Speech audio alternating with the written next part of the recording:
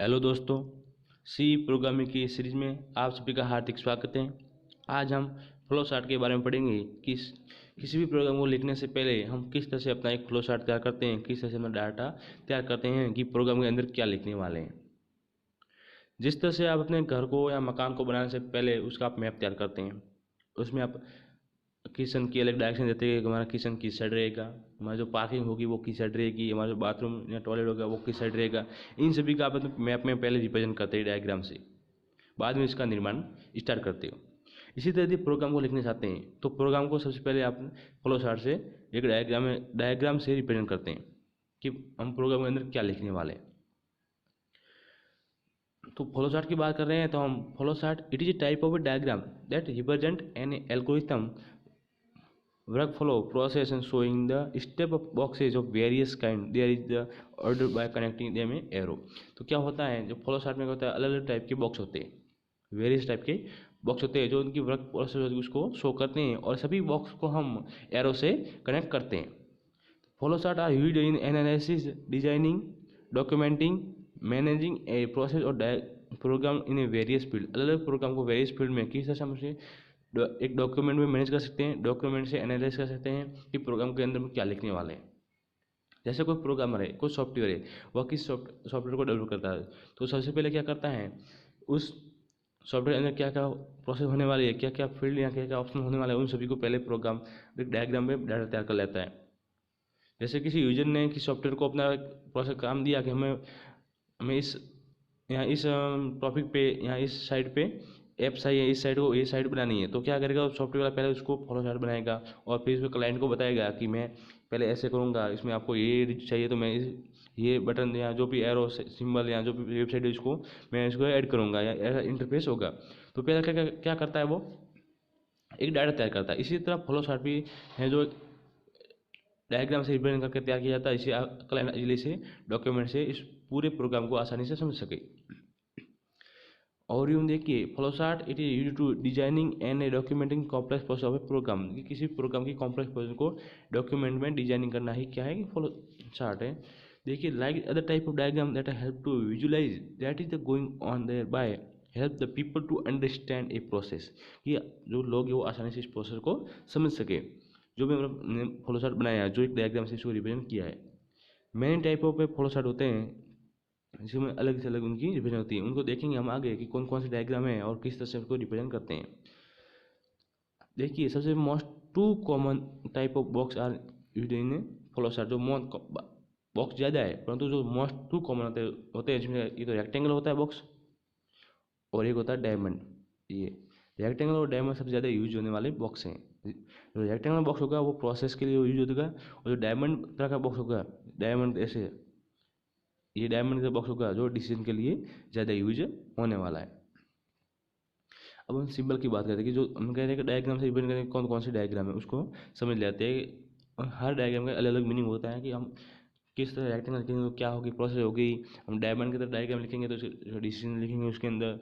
तो सबसे पहले बात करते हैं स्टार्ट और स्टॉप। किसी प्रोग्राम को लिखने से पहले आप इसको स्टार्ट करते हैं, फिर किसी प्रोग्राम को लिखते हैं तो स्टार्ट करते हैं। तो स्टार्ट के लिए आप इस तरह से रिप्रेजेंट करेंगे डायग्राम, इसके अंदर लिखेंगे स्टार्ट। क्या लिखेंगे, star the represent as circle और as in a rounded rectangle usually contain the word start and end or another phase signaling a start and end of process such a submit inquiry or receive product। इस तरह से हम programme start कर रहे हैं तो क्या लिखेंगे, स्टार्ट लिखेंगे। जब प्रोग्राम एंड हो गया तो क्या लिखेंगे, स्टॉप या एंड, ये दो वर्ड लिखेंगे। स्टार्टिंग और एंडिंग में यही फेज बनने वाला है, डायग्राम को इसी तरह रिप्रेजेंट करेंगे। सेकंड है एरो। अब एरो किस तरह से यूज होती है, एरो क्या होती है, सभी जो हम डायग्राम बनाएंगे उसके अंदर उन सभी को आपस में कनेक्ट करेंगे। जैसे हम आगे एग्जांपल लिखेंगे तो आपको इजीली से समझ में आ जाएगा कि हम किस तरह से एक फ्लो चार्ट तैयार करते हैं, किस तरह से हम डाटा तैयार करते हैं।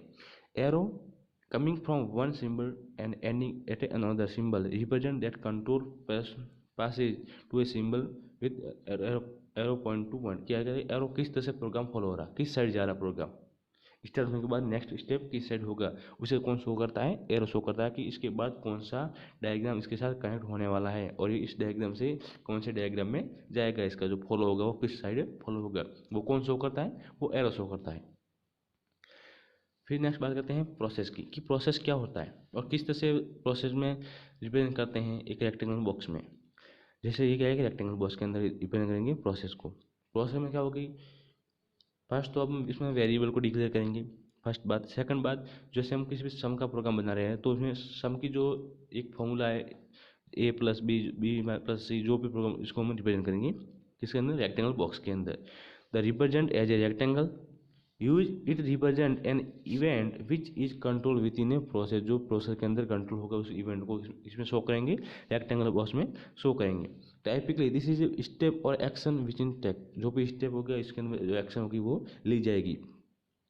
Most flow chart that will be most frequently using symbol added 1 2x replace identity part save change और symbol, जो इस तरह से आप जो भी आपको प्रोसेस होगी उसको हम रिप्रेजेंट करेंगे। आगे हम देखेंगे एग्जांपल कि किस तरह से हम शो करते हैं। जैसे ये प्रोसेस है तो प्रोसेस क्या होती है, जैसे c equal to A plus B, तो ये क्या एक प्रोसेस हुई कि प्रोग्राम अंदर दो प्रोग्राम को सम कर रही है, ये भी एक प्रोसेस हुई। इससे पहले हम रिप्रेजेंट करेंगे कि इसके जो इंटीजर है, इंटीजर ए बी, तो इस तरह से आप डाटा को इसमें रिप्रेजेंट करते हैं अलग अलग तरह से। अब आगे नेक्स्ट देखेंगे। फिर नेक्स्ट है हमारे पे इनपुट और आउटपुट। हमने रिप्रेजेंट कर दिया डाटा, फिर इनपुट देने की प्रोसेस की किस तरह से हम डाटा को इनपुट देंगे और किस तरह से डाटा को आउटपुट देंगे वो समझेंगे। रिप्रेजेंट एज ए पैरेललोग्राम, ये क्या है, पैरेललोग्राम है। रिप्रेजेंट मटेरियल और information entering on levelling of system such as a customer order input और ए प्रोडक्ट आउटपुट। यदि हमारे जैसे कस्टमर है तो कस्टमर को ऑर्डर को इनपुट लेते हैं, ऑर्डर लेते हैं, फिर हम उस ऑर्डर के अनुसार उसके सामान देते हैं, उसे आउटपुट के रूप में देते हैं। तो इसमें क्या लिखेंगे, इनपुट लिखेंगे कि हमें इसमें कौन कौन सी वैल्यू लेने वाले, और जब इनपुट लेने के बाद जो भी वैल्यू हमारे पास आएगी उसको हम आउटपुट में शो करेंगे, तो उसके बाद में आउटपुट के रूप में भी इसमें ही शो करेंगे इनपुट और आउटपुट। ये एक पैरेललोग्राम यूज करेंगे जिसे हम रेक्टेंगल से ये तिरछा, याद रखिएगा इसका। अब है डिसीजन, जो सेकंड मेन डायग्राम है डिसीजन की। Decision is an batching point line representing different decision imaging from the different point of different. इसमें डिफरेंट डिफरेंट डिसीजन होते हैं, जैसे कि हमारे पास डिसीजन है A is greater than B, ये भी हमारा डिसीजन हो सकता है। ये हो सकता है ए इक्वल टू बी, तो ये हमारा क्या हुआ, हमारा डिसीजन हुआ कि ए ग्रेटर देन बी है, ए इक्वल टू बी, इस तरह से डिसीजन हो गए। If A less than B, A is greater than B, A equal to B, not A equal to B, ये सभी डिसीजन को हम किस में यूज करेंगे, इस डायमंड की तरह जो बॉक्स है इसके अंदर यूज करेंगे। फिर type of flow chart. Flow chart कितने टाइप होते हैं, फर्स्ट है प्रोग्राम फ्लो चार्ट और सेकंड है सिस्टम फ्लो चार्ट। हम बात करेंगे प्रोग्राम फ्लो चार्ट की, जो मोस्टली प्रोग्राम को लिखने से पहले तैयार किया जाता है।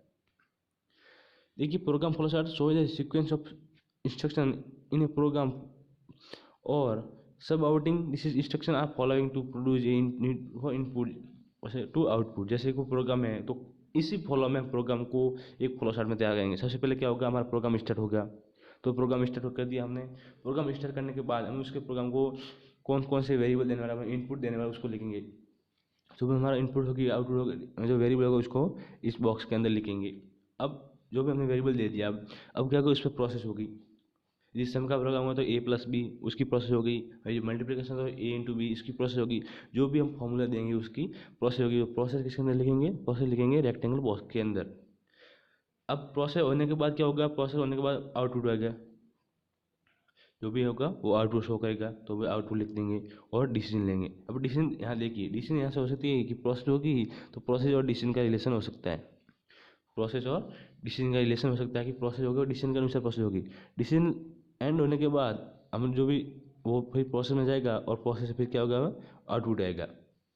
प्रोसेस क्या होगा, फिर आउटपुट आएगा। तो ये डिसीजन क्या होता है, प्रोसेस और ये आउटपुट के बीच में का रिलेशन बनाता है, कि सर्कल की तरह रिलेशन बनाता है कि पहले इनपुट और फिर प्रोसेस डिसीजन इस तरह से एक सर्कल बनाता है। और लास्ट में प्रोग्राम क्या होता है, एंड हो सकता है। यहाँ आप लिखेंगे स्टॉप यहाँ एंड कुछ भी लिख सकते हैं, दोनों में से आप प्रोग्राम कोई ये अंदर शो कर सकते हैं।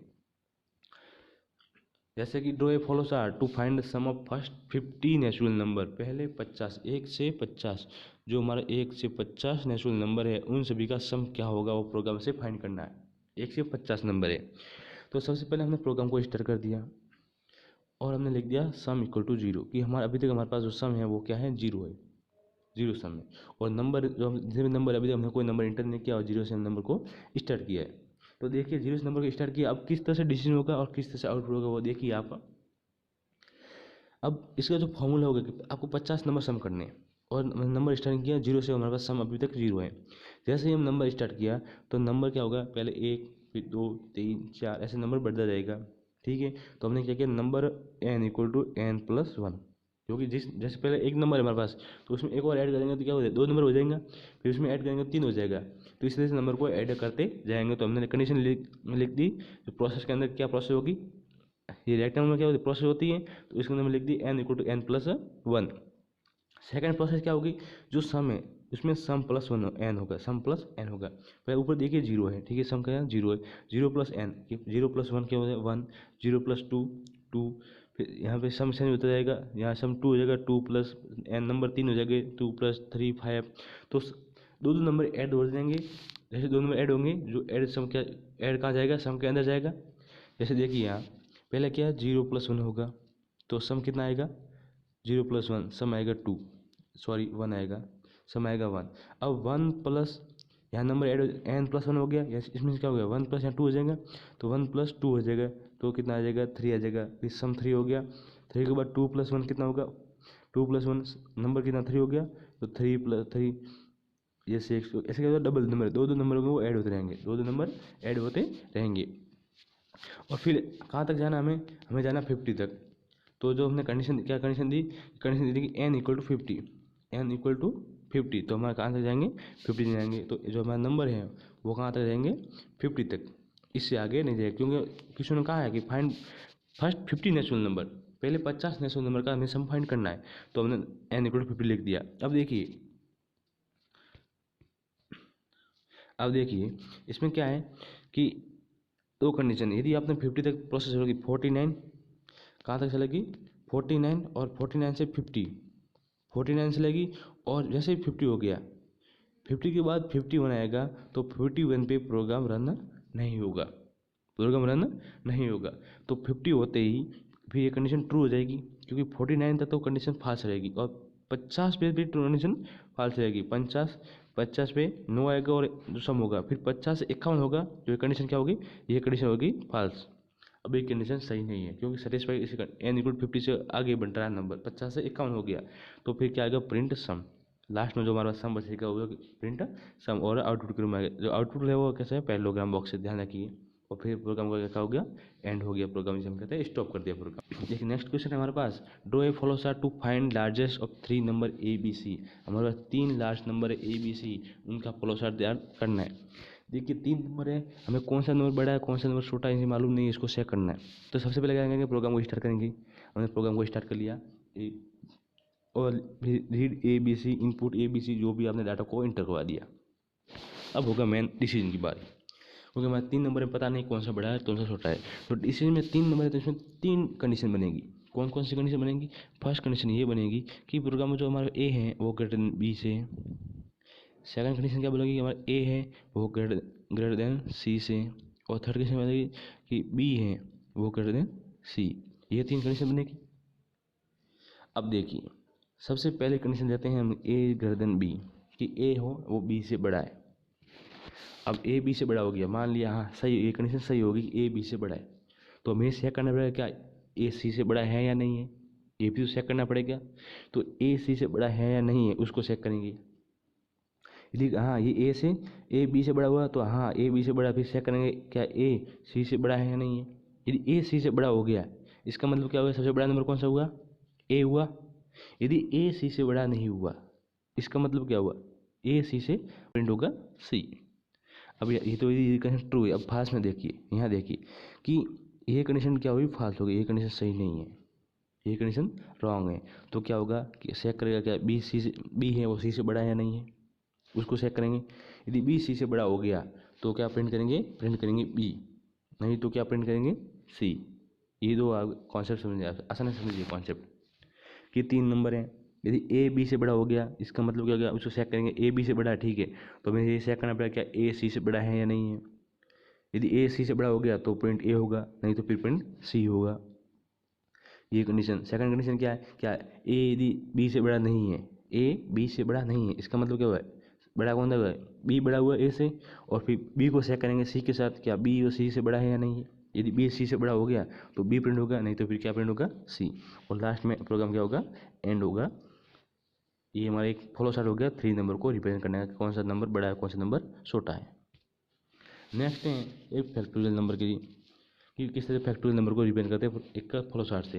प्रोग्राम स्टार्ट कर दिया हमने और इसमें डाटा को रिप्रेजेंट कर दिया I equal to 1 F equal to 1 और नंबर को एंड कर दिया, एन नंबर है टोटल हमारे पास, उन सभी को रीड कर दिया।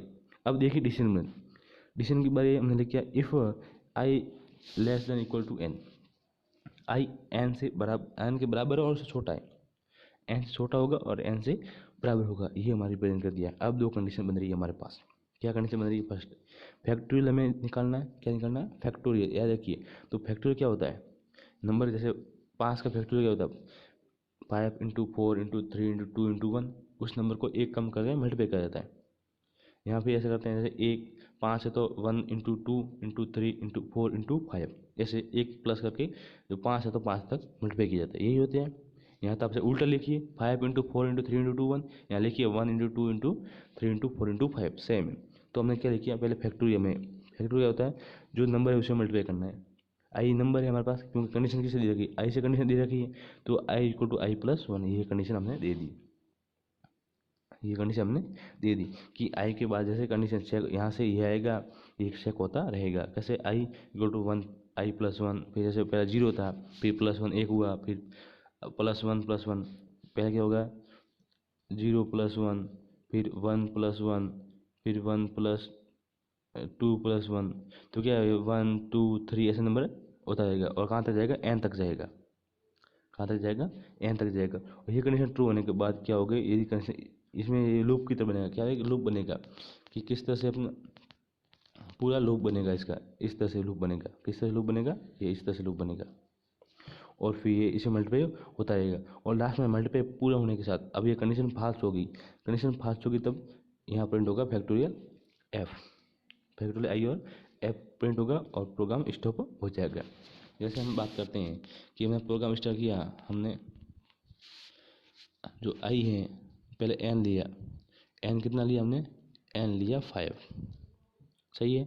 और आई से स्टार्ट करते हैं, आई कहाँ से? 1 से। आई हमने डिनोट किया है 1 डिनोट किया है, आई कितना लिखा है? 1 लिखा है। तो सबसे पहले आई तो 1 से मल्टीप्लाई हो गया तो हमारे पास 1 तो आई किया। अब फिर आई प्लस 1 है और इसमें 1 ऐड कर दीजिए, आई प्लस 1, इसका मतलब आई के अंदर एक और ऐड हुआ, कितना हुआ? 2 हुआ, तो 1 फिर फैक्टोरियल 2, कंडीशन सही हुई। फिर यहाँ कंडीशन चेक करेगा, आई प्लस 2 प्लस 1 3 हुआ, यहाँ 2 प्लस 1 3 हुआ, कंडीशन चेक करेगा।